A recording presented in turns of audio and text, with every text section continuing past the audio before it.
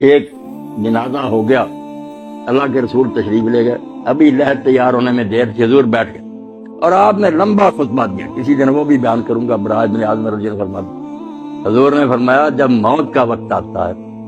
اس وقت فرشتوں کی ایک پوری گارد آتی ہے، عام لوگ سمجھتے ہیں ایک ہی ملک الموت روحیں قبض کرتا، اس سے آگے لوگوں نے پھر ایک ردہ رکھ لیا کہ جب ایک ملک الموت ساری زمین پر اتنے جہان پر گھومتا اور سب کی جانیں نکالتا تو حضور اگر حاضر ناظر ہو جائیں پھر کیا؟ یہ ہمارے دوست کہتے ہیں یہ بات ہی غلط ہے، ایک ملک الموت کب جانے قبض کرتا، بے شمار فرشتے ہیں اس کے مت، وہ انچارج ہے محکمے کا، اس کے تحت تتوفاہم الملائکہ، بے شمار فرشتے، اللہ کے رسول نے فرمایا پورا دستہ، ایک انسپیکٹر ہوتا اس کے ماتحت سپاہی ہوتا، وہ آ کر اتنی دور بیٹھ جاتے ہیں جہاں تک وہ مردے کی نظر جاتی ہے، وہ نہیں قریب آتے، باقی سب سپاہی بیٹھ جاتے ہیں، یہ انچارج آتا،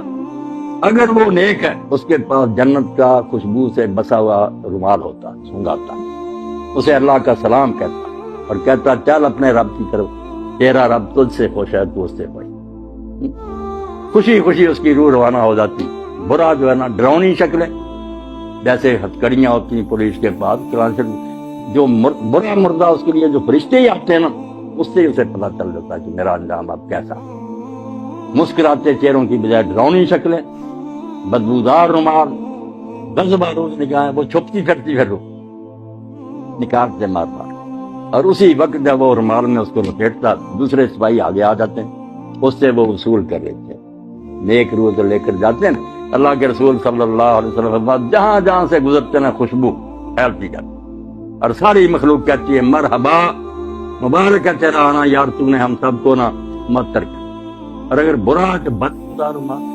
بدبو پھیلتی اور سارا جہان لعنت کرتا کہ تو کیسی منحوس روح ہے، ہمارا دماغ ہی خراب کر، آسمانوں پر جاتے ہیں، پھر وہاں اجازت مانگتے ہیں کہ دروازہ کھولا جائے، کھولتے جاتے ہیں نیک کے لیے، 7 آسمان پر کے اللہ کی عدالت میں لے جاتے ہیں، حکم ہوتا ہے کہ اس کا سارا جو ہے نا اندراج وہ علیین میں کر دو، جو علیین سجین مشہور ہے کہ کوئی 2 جگہ جہاں روئے رہتی، غلط بات ہے، علیین سجین صرف آفس ہے، دفتر ہے،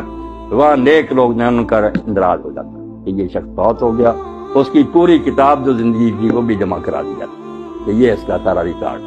دوبارہ حکم ہوتا ہے کہ زمین میں سے میں نے اس کو پیدا کیا وہیں لے جاؤ، زمین سے دوبارہ اس کو پیدا، وہ روحاں واپس آ جاتی ہیں پھر اسی قبر طرف، برے کی روح لے کر جاتے ہیں، جب حضور صلی اللہ علیہ وسلم فرمایا اللہ کہتا نہ آسمان کے دروازے نہ کھولو، میرے دربار میں نہ دفع کرو، اس کو اتار دو، اس کو 7ویں زمین کے نیچے پھینک دو، وہاں رہ وہاں سے نکالیں، لمبی حدیث ہے جو حضرت برا ابن عازم کا، نیک لوگوں کی روحیں خوشی میں ہوتی،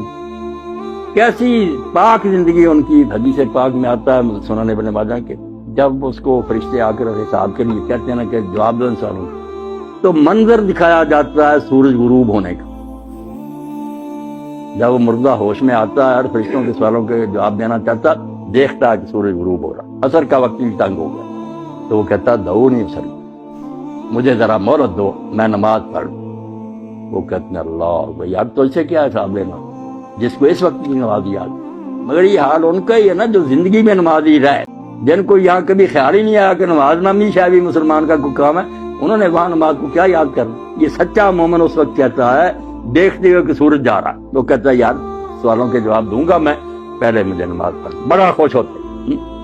اور جب سوال کرتے ہیں تیرا رب کون ہے، تیرا دین کیا ہے، تیرا نبی کون ہے، دیتا تو کہتے ہیں ہم پہلے ہی جانتے تھے، اس سے پوچھے تو انہیں یہ، اس نے کہا میں اللہ کی کتاب پڑھتا تھا، قرآن سے مجھے سب پتا، تو کہتے ہیں ہمیں تیرے بارے میں یہی چوک، سو جا، جیسے دلہن آرام سے سوتی ہے، اور روزانہ پھر اس کو جنت کا مقام دکھایا جاتا، ہر روز پردے ہٹا کے صبح شام وہ دیکھتا ہے کہ آخرت میں میرے لیے یہ تیار، خوشیاں جیسے مہمان خانے میں ریسٹ ہاؤس میں بیٹھے نا وہاں دیکھتا کہ میرے لیے یہ انعام ہے، خوشیاں ہی خوشیاں، اور دوسرے کو صبح شام جہنم دکھائی جاتی، جیسے پھانسی گھاٹ دکھایا جاتا کہ یہ ہے تیرے لیے، اب پھانسی گڑے میں پڑنے، وہ بیچارہ پہلے ہی مرتا، مرنے سے پہلے روز مرتا کہ یہاں میں جانے والا ہوں،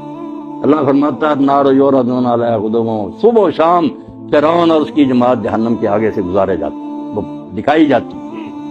اور یوم القیامت یردون الی اشد، جب قیامت کا دن ہوگا سچ مچ داخل ہو جائیں، یعنی مرنے سے پہلے ہی فرشتوں کے شکلوں اور رویوں سے پتہ چل جاتا ہے کہ میرا حشر اب کیا، اور بعد میں جو قبر میں جاتے ہی شروع ہو جاتا یا ایک سوال جو ہم لوگوں کو پریشان کرتا ہے،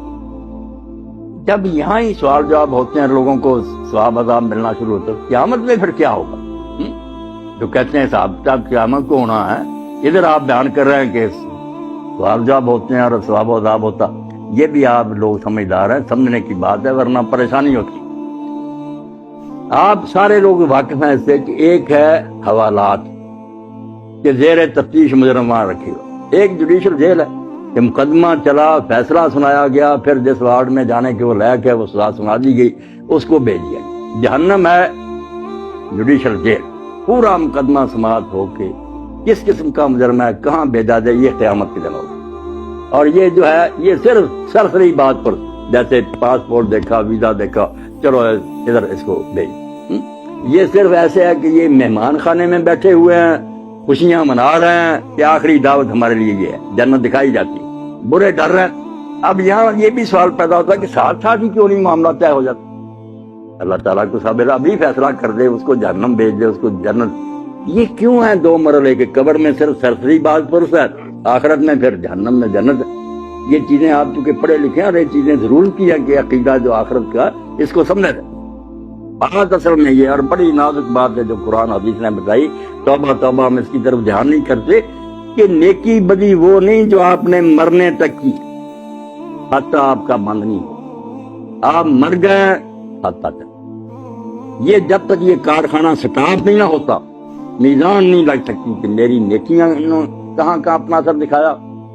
میری بری مثالوں نے کتنے لوگوں کو گمراہ کیا۔ یہ جب قیامت آئے گی نا، اس وقت ہوگا کہ ڈاکٹر صاحب نے کتنے لوگوں کو دین کی طرف رغبت دلائی،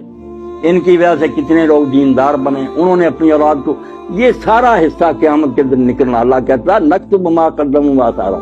ہم وہ بھی لکھتے ہیں جو زندگی میں تم نے آگے بھیج دیا، اور وہ بھی لکھتے ہیں جو فٹ پرنٹس ہیں، آپ کے قدموں کے نشان رہ گئے نا، اور لوگ اس پر چل رہے ہیں۔ اس لیے اللہ کے نبی علیہ السلام کی نیکیوں کا آپ اندازہ کریں۔ یہ جو ہم کہتے ہیں نا حضور کو یہ ثواب پہنچانا، یہ بہت بعد میں تنگ ذہن والوں نے نکالا۔ رسولہ کو پہنچانا کیا؟ جو نیکی امت کرتی ہے نا، میں نے قرآن پڑھا، نماز پڑھی، روزہ رکھا، ہر ایک امتی کے اس عمل میں سے ایک آپ کے کھاتے میں جا رہا، صحابہ کے جا رہا ہے، اماموں انہوں نے دین ہم تک پہنچایا۔ جو نیکی سکھائے گا،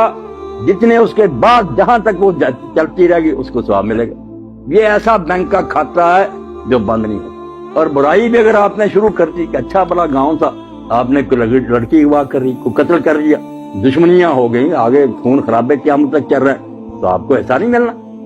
اگر ہٹلر نے جنگ عظیم لگا دی، ساری مہنگائی ہوگی، دنیا مر گئی، تو اس کو ثواب مل سکتی ہے دنیا میں؟ کون سی عدالت تھی؟ اس کے پاس کتنی زندگیاں تھی کہ اس کو بار بار ایک ایک کے بدلے مرا، لاکھوں تو انسان مرے ہیں۔ اب قیامت کا دن کیونکہ وہاں بار بار زندہ ہونا، بار بار مرنا، یہ عدالت نے سنا، اس کو اتنی بار پھانسی دی ہے۔ یہ بیچارے کہتے ہیں قانون کے مطابق اس کو دینی تو چاہیے مگر دے نہیں سکتے، وہاں سچ مچ جیت جائے گی۔ تو یہ نیکی اور بدی کا جو لمبا چوڑا تصور ہے کہ نیکیاں بھی جہاں جہاں جا رہی ہیں، یہ بھی آپ کے کھاتے میں پڑی۔ اسی لیے اللہ کے رسول علیہ السلام فرماتے ہیں آدم کا پہلا بیٹا جس نے اپنے بھائی کو قتل کیا، اب جب قتل ہوتا ایک گناہ اس کے کھاتے میں اور قتل کا پڑتا جاتا کہ تو نے یہ سننا شروع کیا۔ اگر یہ بد رسم تو شروع نہ کرتا تو کیوں انسانوں میں قتل ہوتا؟ اب جب تک قیامت نہیں آتی آپ سمجھ جائے کہ کھاتا نہیں پتا چل سکتا کہ اس کی نیکیاں کتنی بنی، برائیاں کتنی بنی۔ اس لیے محتاط رہنا چاہیے کہ میں اپنے طرز عمل سے کہیں اولاد کو گمراہ نہ کر دوں، میرے دوست نہ بگڑ جائیں، میرا خطبہ سننے والے نہ، میں مر جاؤں گا مگر میرے گناہ کی جو گٹھڑی ہے یہ بھاری ہوتی جائے گی۔ کوشش کروں کہ میں اچھی مثال قیام کروں تاکہ اس پر لوگ چلیں، تو میرے مرنے کے بعد بھی وہ ثواب مجھے پہنچتا رہے۔ اس لیے اس کے سوا کوئی چارہ نہیں کہ جاتے وقت صرف سرسری کاغذات دیکھے جائیں، ان کو مہمان خانے میں ٹھہرا دیا جائے، ان کو حوالات میں بند کر دیا، اور انتظار کرے آخری عدالت کا کہ جب آخری عدالت آئے گی پھر ہاتھ پاؤں بولیں گے، فرشتے گواہی دیں گے، زمین بولے گی، سارا تیرے نیکی بری کا کچا چٹھا آ جائے گا، جنت دوزخ کا فیصلہ اس وقت ہوگا۔ اور جنت دوزخ بھی کوئی ایک نہیں۔ اب جنت کا نبی علیہ السلام نے فرمایا کہ تم سمجھو بس جنت میں چلے ایک برابر ہے، وہاں 100 درجہ ہے جنت۔ ہم دیکھتے نا کہ بینک بنے اتنی منزل، 100 منزل، اور منزل بھی اتنی دور، فرمایا یہ زمین ہے جتنی دور آسمان ہے وہاں دوسری جنت، اتنی دور ہی پھر تیسری جنت، 100 آسمان زمین جو نا اتنے، اور سب سے آخری جو ہے وہ فردوس، سب سے آخری۔